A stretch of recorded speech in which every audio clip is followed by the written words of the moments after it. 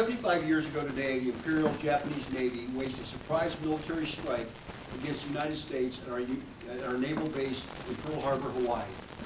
The attack began at 7:48 a.m., which is close to this time in time change, on Sunday morning, and consisted of 353 Japanese fighter planes, bombers, and torpedo planes in two waves.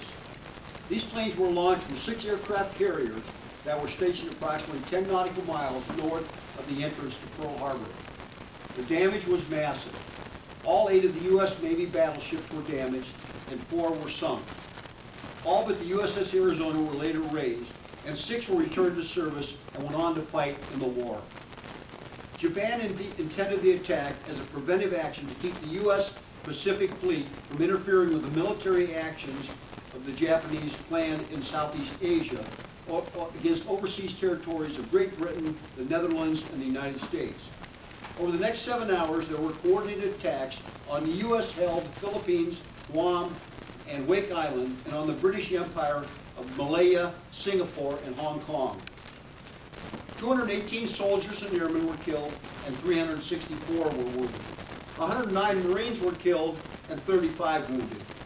In total, 2,403 Americans died, and 1,178 were wounded.